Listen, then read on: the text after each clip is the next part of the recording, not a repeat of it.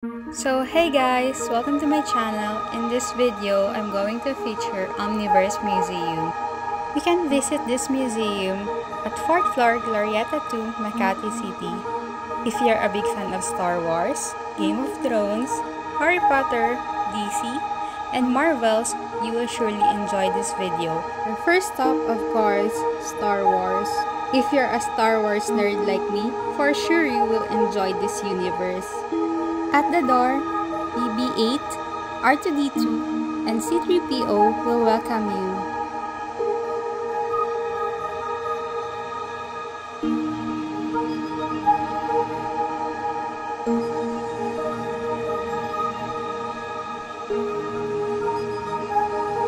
This is the original Millennium Falcon, signed by Harrison Ford. During the first Star Wars movies, hindi pa uso yung CGI, kaya gumagamit sila ng maliliit na props para kunyari ito yung naging location nila.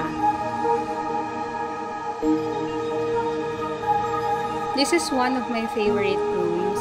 As you can see, marami kasi ditong iba't ibang klase ng stormtroopers.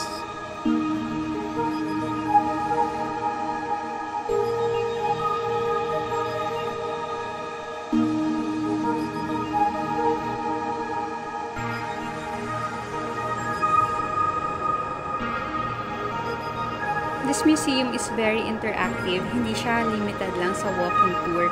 For sure, your kids will enjoy this one.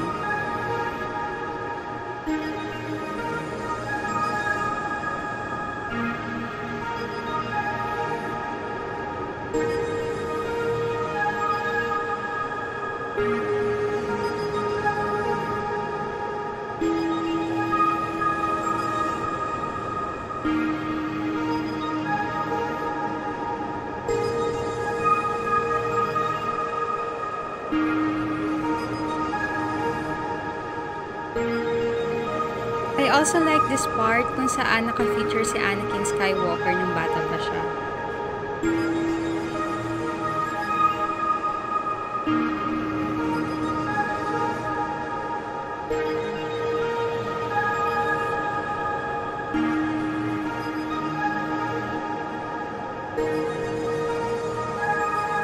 If you enjoyed Star Wars, for sure you will enjoy this one too. This is the Great Hall of Hogwarts.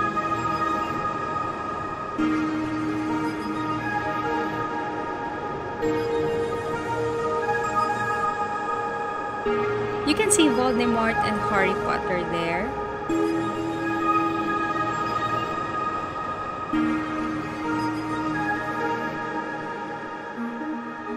You can also find Newt Scamander.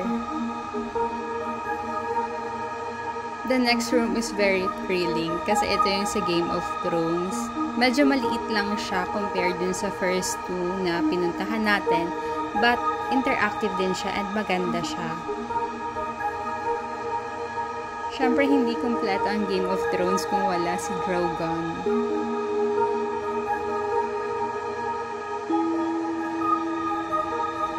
After Game of Thrones, punta naman tayo sa Middle-earth.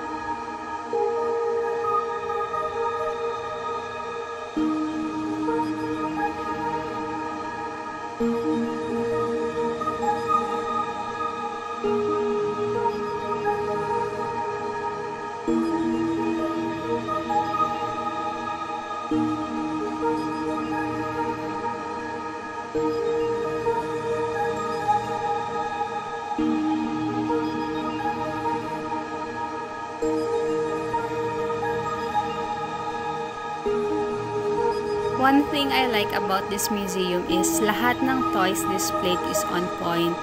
Every details makikita mo talaga.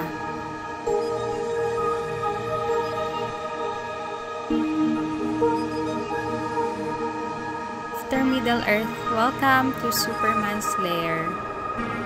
In this universe naman, makikita mo yung boss ng iba't ibang actors na gumanap ng Superman, from Christopher Reeves to Henry Cavill.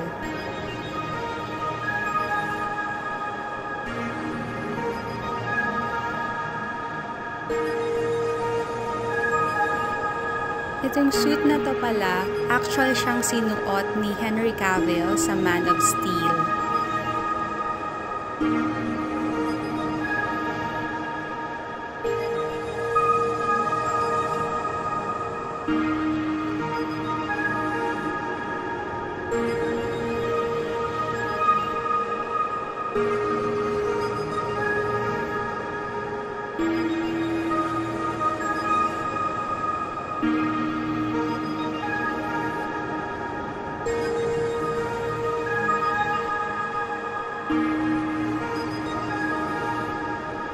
And now, we're in the Justice League Hall. Siyempre, hindi kompleto ang Justice League kung wala si Batman. Ito yung Batcave niya.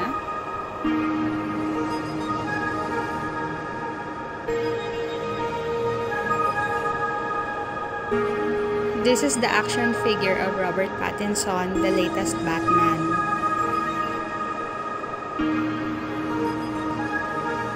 Ito naman yung favorite Batman ko of all time, si Christian Bale.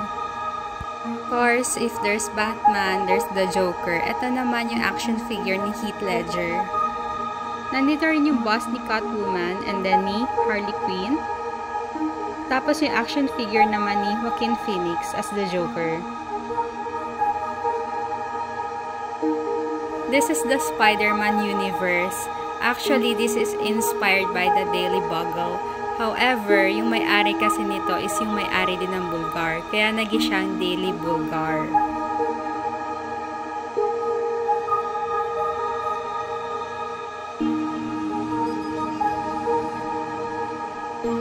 See this in person. Grabe yung details niya.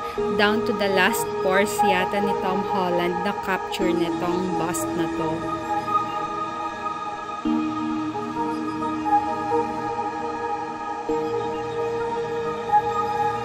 This is the actual suit na ginamit naman ni Chris Evans sa Civil War. Among all the busts, ito talaga yung most favorite ko, yung kay Loki. Kasi sobrang totoo niyang tingnan.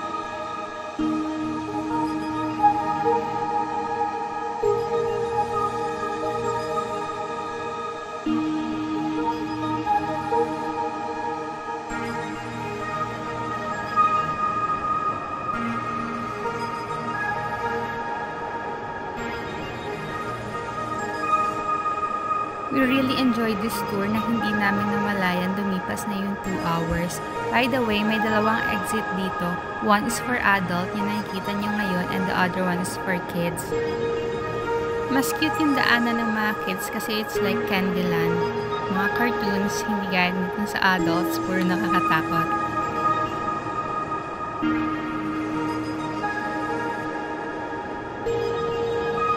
You've enjoyed the tour. Live long and prosper. Thank you for watching.